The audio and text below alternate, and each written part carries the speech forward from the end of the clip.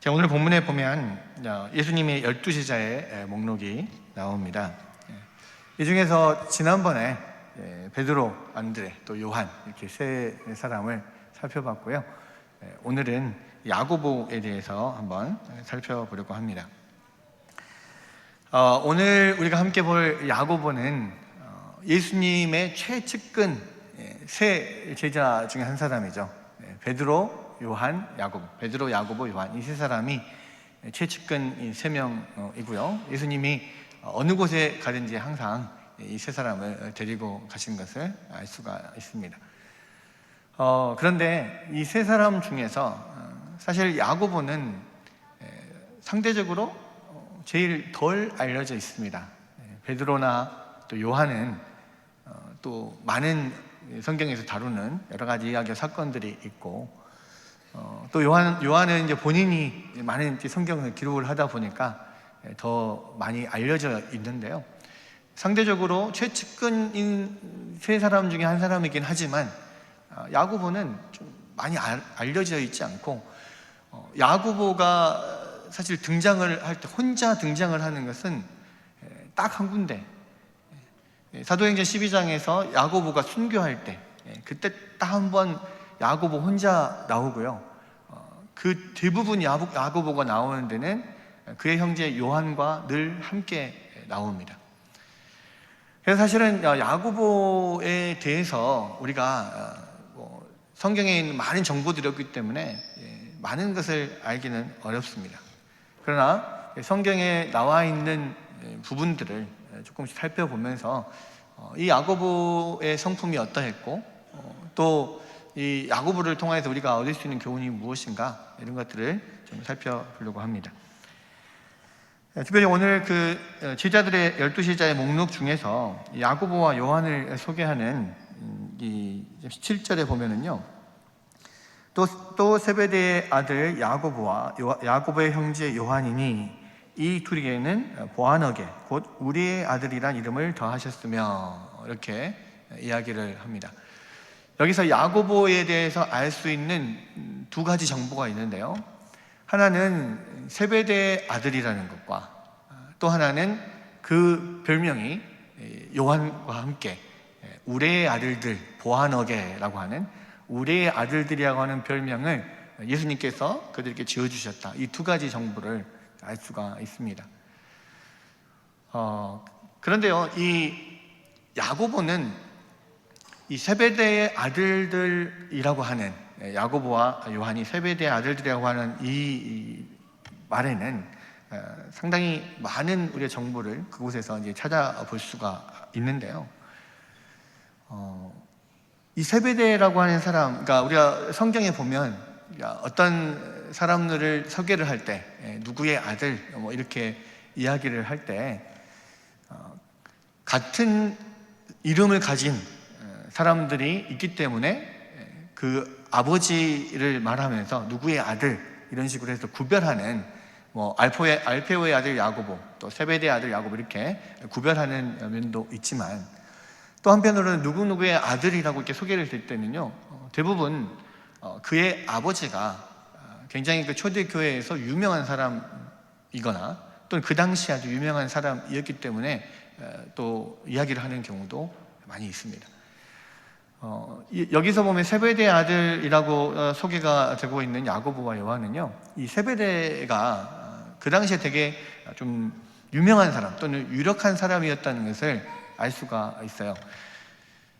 처음에 예수님께서 제자들을 부르실 때 베드로와 안드레를 부르시고, 또 고기 잡고 있는 야고보와 요한을 부르시는 장면이 나오거든요.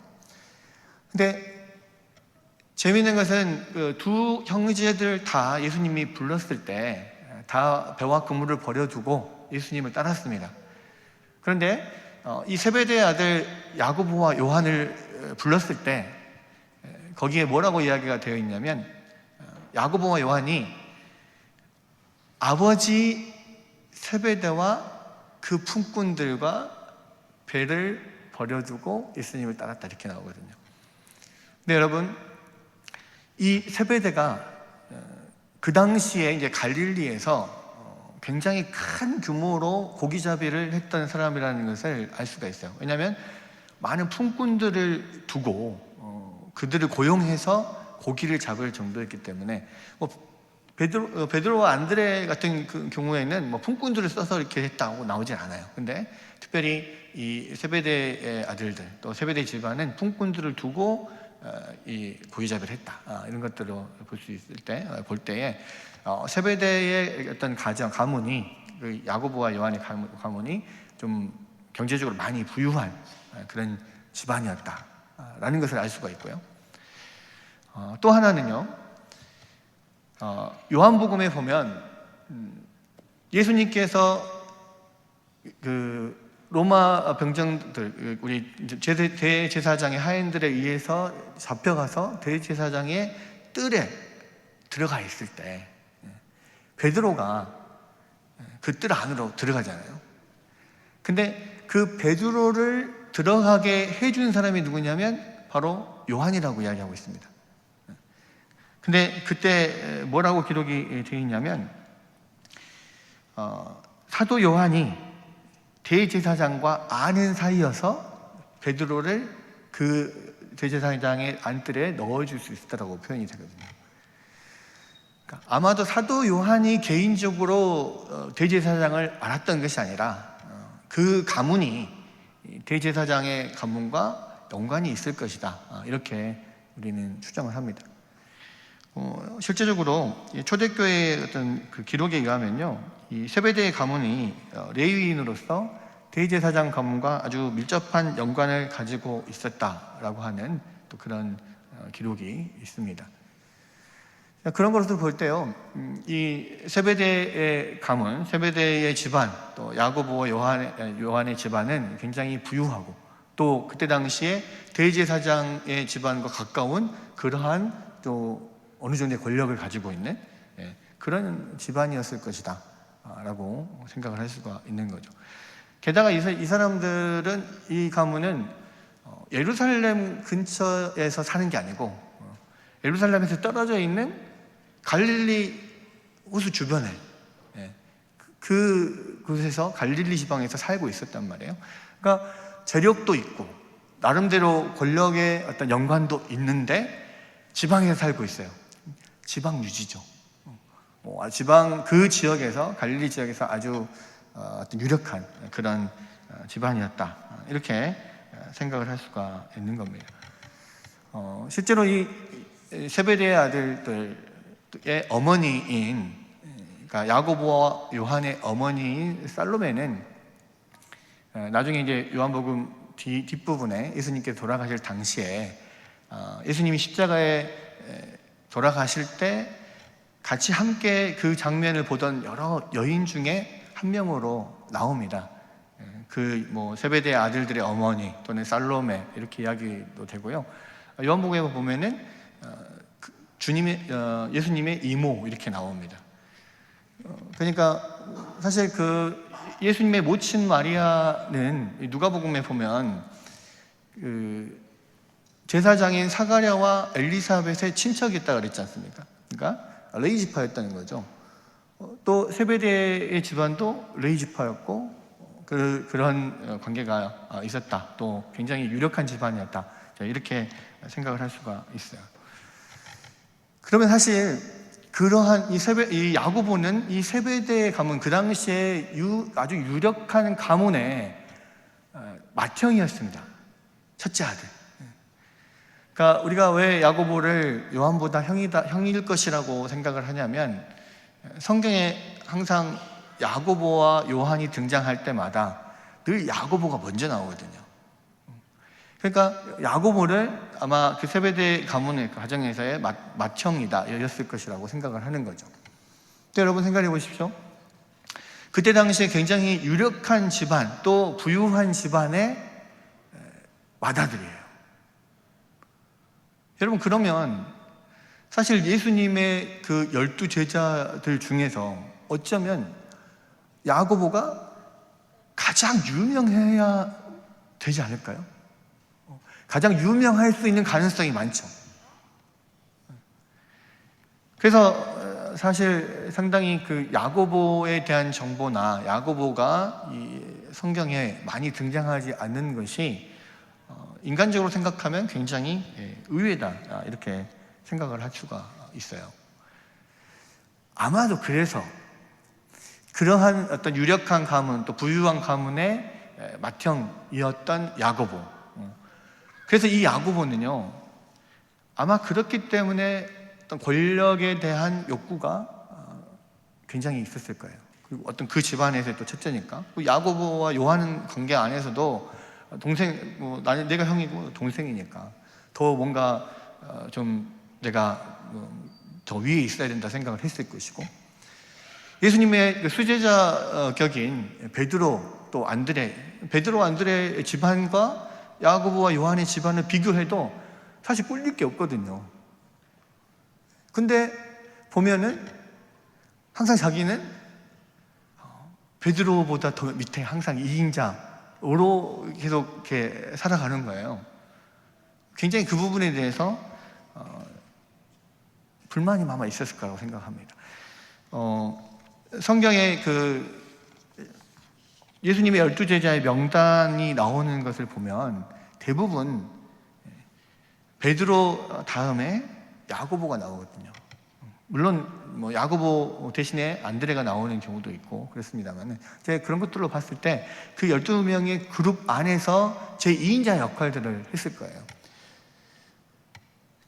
근데 지금 어떤 야고보의 어떤 자라난 환경이나 나름대로의 그 가문이나 이런 것들이 자기가 최고여야 하는 사실 그러한 사람인데, 이 12제자 그룹 안에서 자꾸 2인자가 되니까 계속해서 자기가 첫째가 되고 싶은 마음이 늘 있었겠죠.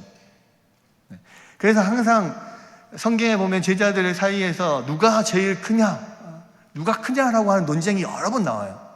근데 그 논쟁의 중심에는 항상 야고보와 요한이 있습니다. 그 중에서 저는 야고보가 그 문제의 핵심이라고 생각이 돼요. 왜냐하면 지금 야고보의 위치가 인간적으로 생각했을 때 그런 위치니까 내가 꿀릴 게 뭐가 있냐, 내가 여기서 그래도 제일 높은 사람이 아닐까, 이렇게 생각을 하는 거예요. 근데 마음대로 되지 않잖아요, 그런 부분들이. 나중에는 이제 예수님과의 그런 친분, 어머니 살로메가 이모가 되니까 어머니를 종용해서 예수님께서 주님의 나라에서 우리 둘을, 또 아들 둘을 주님의 좌우에 앉혀주십시오, 그렇게 청탁을 하고, 그것을 청탁을 하게 만든 사람도 아마 야고보와 요한, 그 중에서 야고보일 것이다, 그렇게 생각을 합니다. 그래서 이 야고보에 대한 정보를 우리가 세베대의 아들이라고 하는 이 구절에서 우리가 좀 생각을 해보고, 그러한 어떤 이룩한 집안의 그런 좀 권력욕을 가진, 야망을 가진 어떤 사람이었다라고 생각을 할 수가 있고요. 또 하나는 오늘 보니까 예수님께서 야고보와 요한에게 우리의 아들들이라는 별명을 주셨다라고 합니다.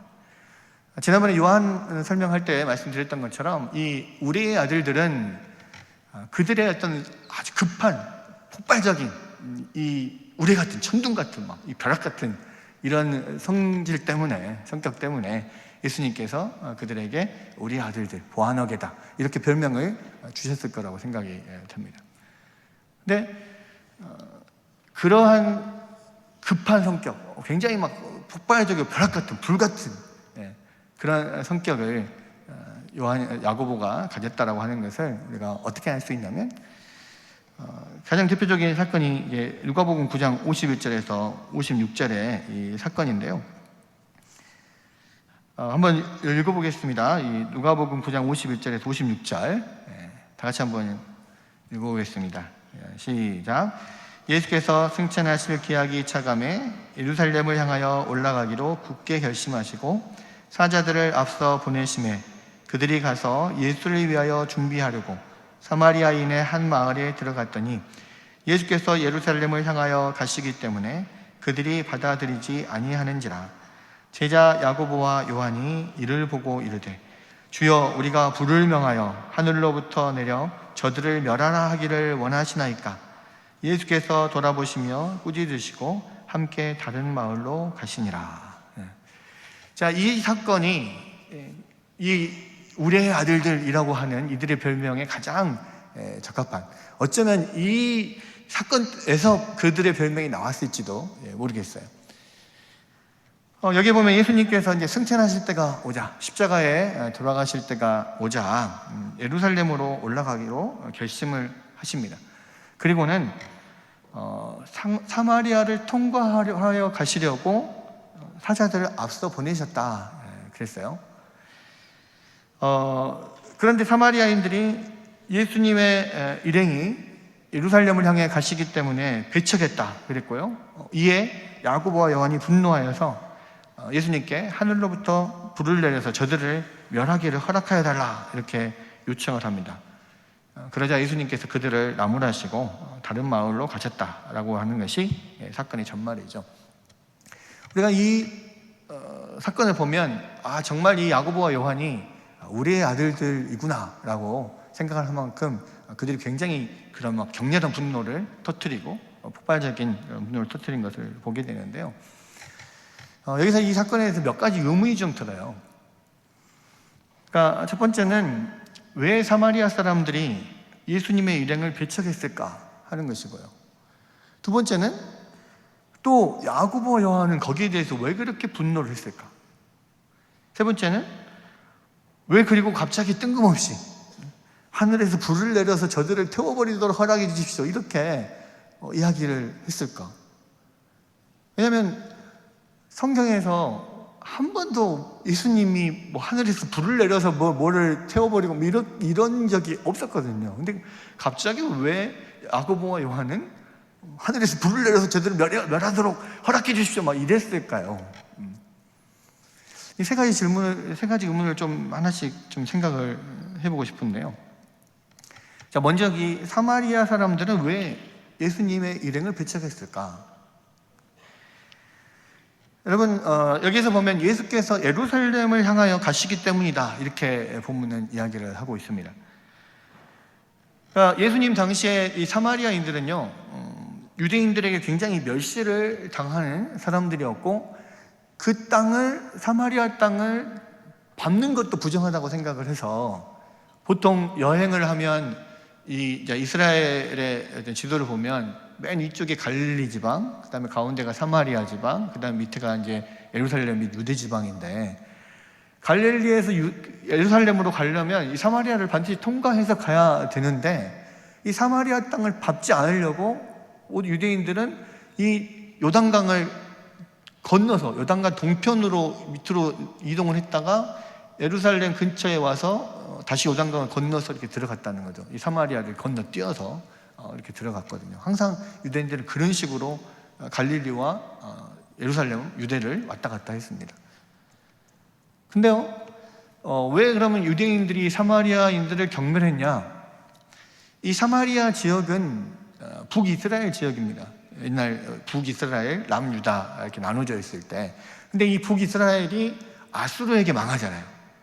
아수르에게 멸망당하면서 많은 사람들이 뿔뿔이 흩어지고, 그곳에 남은 사람들을 이 아수르에서 혼혈 정책을 써서 아수르 사람들을 그쪽으로 다 보냅니다. 그래서 거기서 결혼하게 만들어요.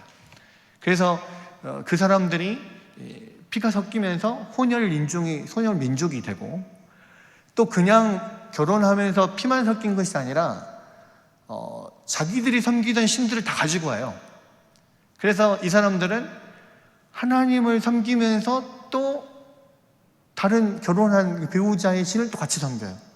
이러다 보니까 혼합 종교가 되면서 이게 굉장히 나중에 유대인들의 어떤 경멸을 받는 그러한 땅이 된 것이죠.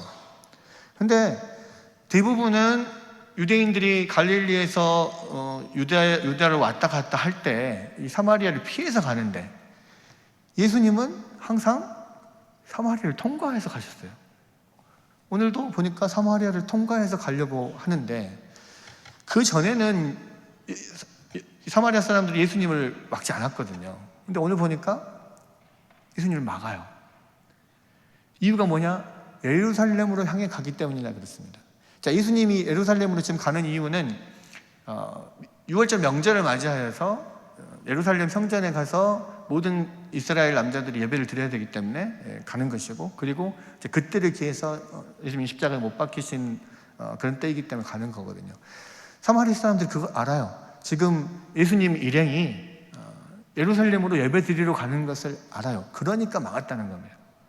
왜냐하면 사마리아 사람들은요, 그렇게 그 유대인들에게 멸시를 받으면서 자기들도 거기에 대한 반감을 가져요. 니네들이 나를 무시하냐? 멸시하냐? 그래, 나도 너희들하고 상종을 안 하겠다. 서로 굉장히 반감이 심합니다. 게다가 이 사마리아 사람들은 자기들만의 경전이 있어요. 자기들만의 사마리아 경전이 있는데, 거기에 보면 모든 예배를 예루살렘에서 드리는 게 아니고 자기 땅에 있는 그리심산에서 드려야 되는 것으로 되어 있습니다. 그러니까 이제 그 수가성에, 사마리아 수가성에 그 우물가의 여인을 만났을 때 우물가의 여인이 예수님께 물어본 게 그거잖아요. 우리 조상들은 다 그리심산에서 이곳에서 예배를 드려 왔는데 유대인들은 뭐 예루살렘에서만 예배를 드려야 된답디다. 그러면서 물어보잖아요. 이게 굉장히 중요한 부분이어서, 그러니까 종교적인 문제가 이제 지금 6월절 명절을 맞이하고 예루살렘으로 예배를 드리러 가는 것 때문에 이 사마리아 사람들이 막아서는 겁니다. 그리고 배척을 하고 멸시하고 그렇게 해서 쫓아내는 거죠. 사실 예수님 일행이 쫓겨난 거예요. 쫓김을 당한 겁니다. 물론 그 부분에 대해서 뭐 그럴 수 있다라고 봅니다. 그동안에 오랜 역사 가운데서 그들이 멸시받고 배척당하였던, 유대인들에게 배척당하였던 그런 것, 또 종교적인 신념으로 그렇게 부딪히는 면, 그럴 수 있다라고 생각할 수 있어요. 그러면 사실 야고보와 요한이 그렇게 막 민감하게 반응을 하지 않아도 어느 정도 이해는 갈 수 있는 부분이거든요. 그래서 너희들이 그랬겠구나라고 할 수 있어요. 근데 야고보와 요한은 또 그 사건에 대해서 막 불같이 화를 내요. 분노를 합니다. 그럼 갑자기 왜 그랬을까? 여러분, 예수님의 12제자 중에서 가장 성격이 급한 사람이 누굽니까? 누구예요? 성격이 가장 급한 사람? 베드로잖아요.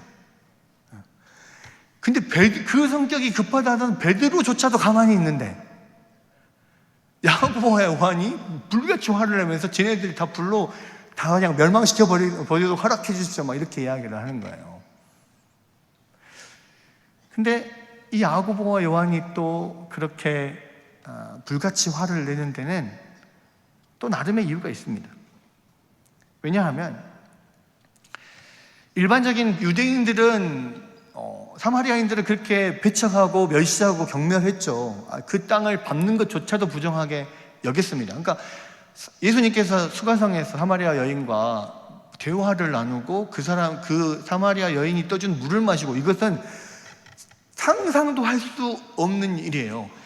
인도에서 불가촉 천민과 접촉을 하고 그 아주 위에 있는 카스트에서 아주 위에 있는 그런 계층들이 불가촉 천민과 서로 이렇게 만나고 뭐 물건을 주고받고 이거하고 똑같은 거예요. 막 이거는 상상할 수 없는 거잖아요. 근데요, 이 야고보와 요한이 왜 이렇게 불같이 화를 냈냐면, 모든 일반적인 유대인들은 다 그렇게 사마리아인들을 경멸하고 무시하고 혐오했습니다. 근데요, 예수님은 지금까지 한 번도 사마리아인들에게 그렇게 반감을 보이거나 또는 그들에게 악의를 보인 적이 한 번도 없었어요. 예수님은 사마리아인들에게 늘 선의를 보였습니다. 대표적으로 예수님은 복음서를 보면요, 사마리아의 문둥병자 10명을 고쳐줬는데 그 중에 한 사람이 와서 예수님께 감사를 했고 그것에 대해 칭찬을 했잖아요.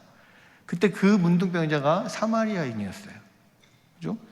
또 아까 말씀드렸던 것처럼 사마리아 수가성의 그 사마리아 여인과 이야기하고 물을 막 얻어 마시고 그에게 영원한 생명수를 전해주고 또 그가 예수님을 믿고 메시아를 만났다 막 그렇게 동네에 막 이야기를 하고 다니까 그곳에서 머물면서 그 동네 사람들에게 복음을 전하시고 그렇게 하셨었어요.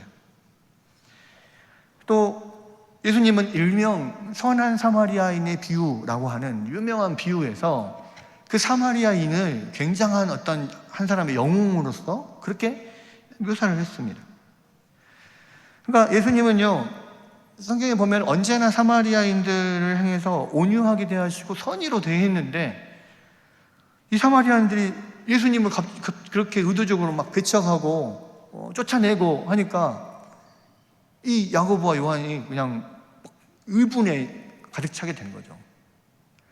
사실 그들이 터뜨린 분노는 이유가 있는, 합당한 이유가 있는 의분이었습니다. 당연히 그것도 분노를 터뜨릴 만 했어요. 그런데 그래서 이제 우리의 아들이라고 하는 별명이 그곳에서 나오는데, 근데 이제 이 야고보와 요한이 예수님께 말한 이 대사에서 그들이 분노를 내는 게 진정한 의로운 의분만이 있는 게 아니라는 점이 엿보여집니다. 무슨 이야기냐면 야고보 요한이 그랬잖아요. 막 분노를 터뜨리면서 예수님께 하늘에서 불을 내려서 저들을 멸하도록 허락해 주십시오, 그렇게 했거든요. 여러분, 야고보와 요한에게 하늘에서 불을 내릴 능력이 있습니까? 없어요. 근데 왜 하늘에서 불을 내리도록 허락해 주라고 했을까요? 물론 예수님께서 마음만 먹으시면 그런 능력을 주실 것이라고 믿었을 겁니다. 그건 그 예수님에 대한 예수님을 하나님으로 또 메시아로 믿는 믿음이 있으니까 그렇게 했어요. 근데 굳이 하늘에서 불을 내려서 멸하게 해달라 이렇게 이야기를 했을까? 여러분 잘 생각해 보시면요, 그 사마리아 지역이 어떤 지역이냐면 구약시대의 엘리야가 불을 내려서 북이스라엘 왕 아하시아 왕이 보낸 신하들을 두 번에 걸쳐서 50명씩 불태워 죽인 그 사건이 있는 지역입니다. 그리고 한글 성경에는 이제 그 부분이 안 나와 있는데요. 뭐 킹 제임스 버전이나 그런 영어 성경에 보면 그 밑에 그 뒤에 뭐가 있냐면 불을 내려달라고 이야기를 했을 때 엘리야처럼 내가 불을 내려서 여기를 멸하게 허락하여 주십시오 이렇게 나와 있어요. 그러니까 그런 다른 사본들에 이제 그런 부분들이 들어가 있다는 것을 이야기를 하고 있는데요. 자, 바로 그 사건, 구약시대 엘리야가 아하시아 왕의 신하들을 불태워 죽인 그 사건을 염두에 두고 예수님께 요청을 한 거예요.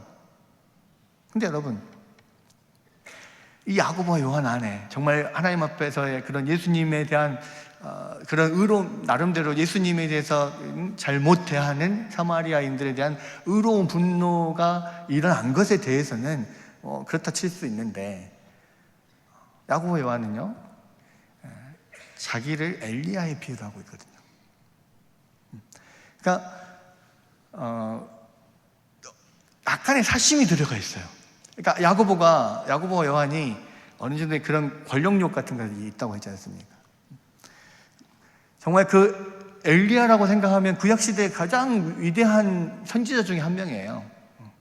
마치 그런 존재를처럼 하나님께서 그 엘리야를 들어 사용하셨던 것처럼 우리를 그렇게 사용하셔서 이곳을 다 불태워버리도록 그렇게 해주십시오 이렇게 요청을 한 거예요.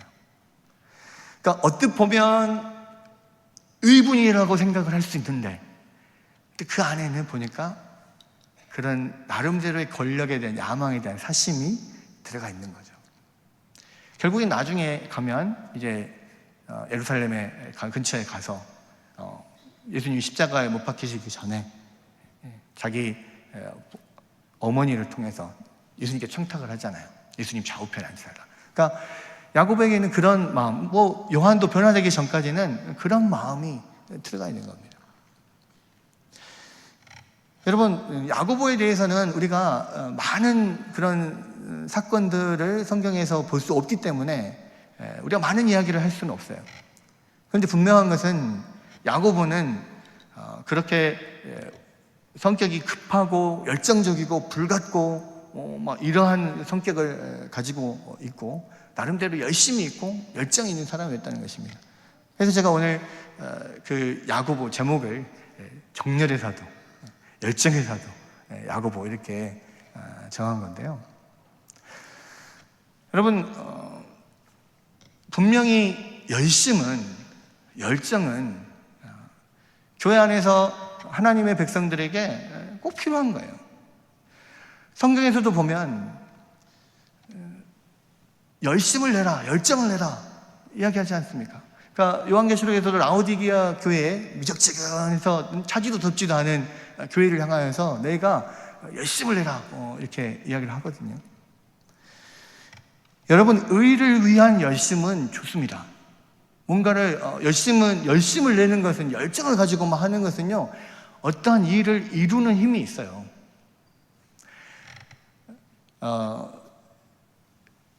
예전에 제가 어떤 설교를 들으면서 그 목사님이 그런 이야기를 하시는 걸 들었는데, 대학 시절에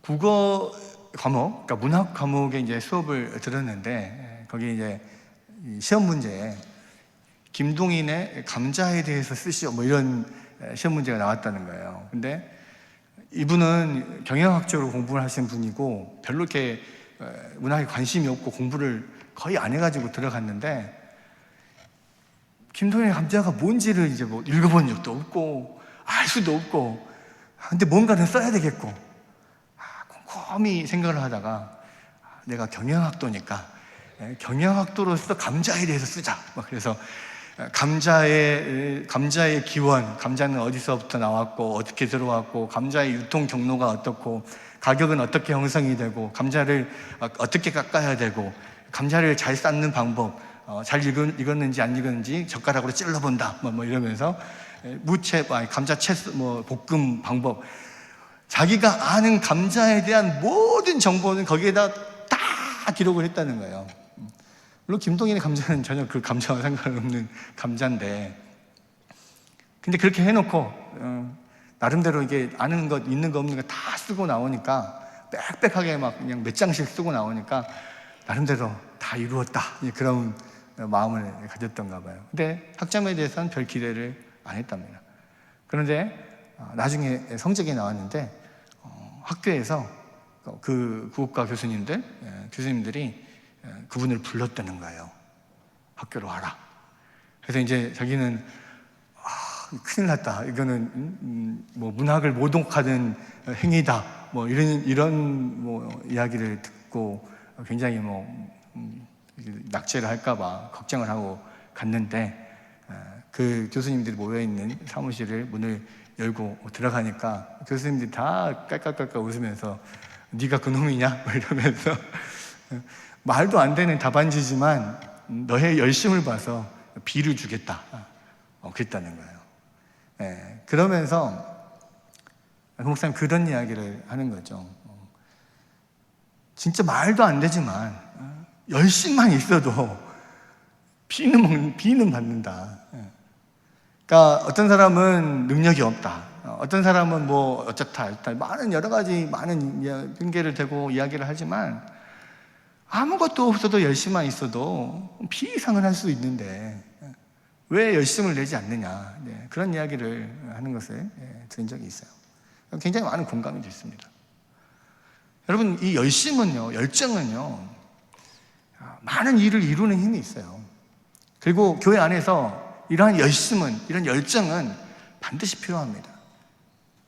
근데요, 그 열심은 하나님의 은혜로 사심이 제거된 열심이어야 돼요. 그래야만 교회 안에서의 열매를 맺고 좋은 열매를 맺을 수가 있는 겁니다. 여러분, 야고보는요 예수님 살아계실 동안에 나름대로 12제자의 일명이인자였지만 아무것도 한 일이 없어요. 아무것도 별로 야고보가 드러나는 일이 없었어요. 분명히 이 야고보는 우레의 아들이고 열심히 있는 사람이라는 건 알아요. 근데 아무런 열매가 실제로 드러나지 않았습니다. 그런데요, 야고보에게 의미가 있는 하나는 뭐였냐면, 오순절 성령 강림 이후에 초대교회가 이루어지고 그 많은 사도들 가운데 가장 첫 번째로 순교한 사람이었다는 거예요. 여기도 야고보의 열심이 들어가 있다고 봅니다. 왜요? 그러니까 사도행전 12장에 보면은 그때 당시의 상황이 예루살렘에 큰 핍박이 일어났어요. 그리고 가장 먼저 야고보가 잡혀서 순교를 당하고, 야고보가 순교를 당하니까 그 유대인들이 굉장히 좋아하는 걸 보고, 그때 당시에 헤롯 아그리파 1세죠. 헤롯 아그리파 1세가 야고보가 죽은 것을 좋아하니까 그러면 베드로도 잡자 해가지고 베드로를 잡아놓는 그런 사건들이 나옵니다. 근데 여러분, 우리가 주목해야 될 게 하나 있어요.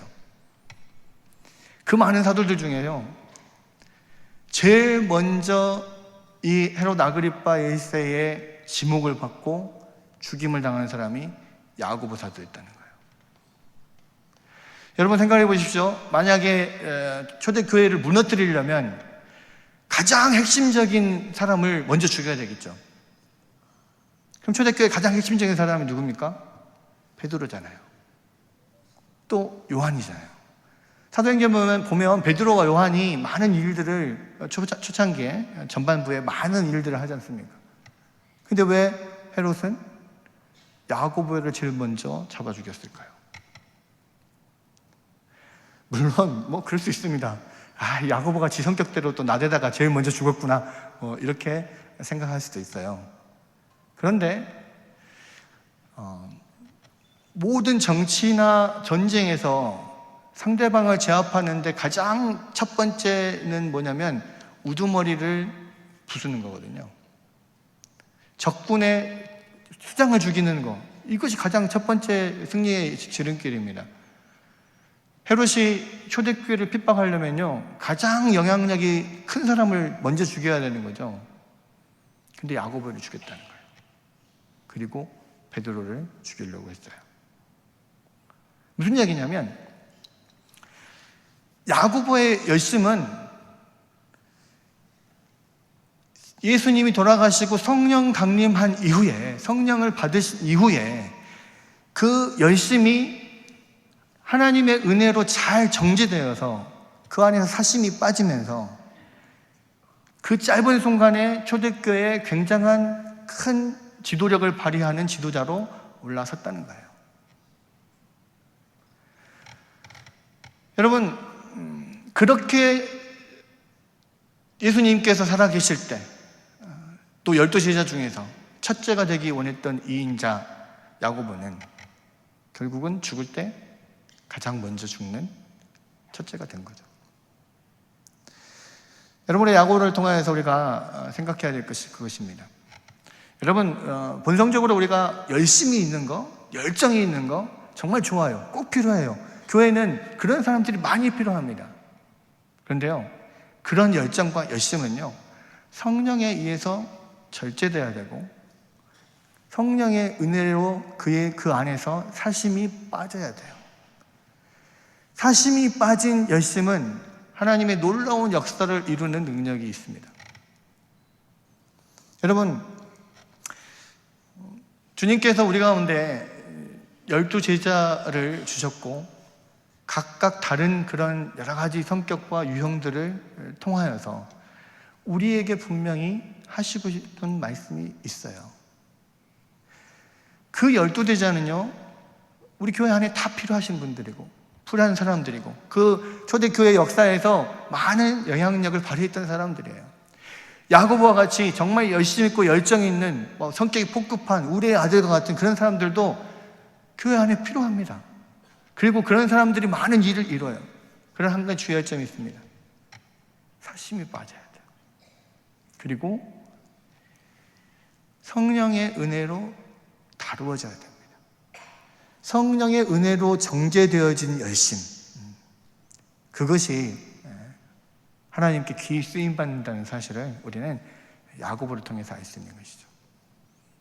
여러분, 오늘도 주님께서 여러분들을 여러 가지 많은 사역으로 부르셔요. 열심히 있는 자들, 열정 있는 자들, 성격이 급한 자들 다 부르시고 사용하시려고 합니다. 그런데 그의 열심은 하나님의 성령의 은혜로 잘 정죄되어야 해요. 여러분, 그런 열심을 가진 여러분의 열심을 가지고 하나님 앞에 무릎 꿇고 나아가십시오. 그리고 여러분들을 하나님께 내어놓고 하나님 우리를 잘 정죄하셔서 하나님 나라에 귀히 사용되는 그런 사람으로 사용하여 주십시오. 그렇게 주님 앞에 나아가는 그런 여러분이 되시기를 바라고요. 그런 여러분들 통하여서 또 이 종합교회가 또 하나님의 나라가 이 땅에 더욱더 든든하게 설 수 있기를 주님의 이름으로 축원합니다. 기도하겠습니다.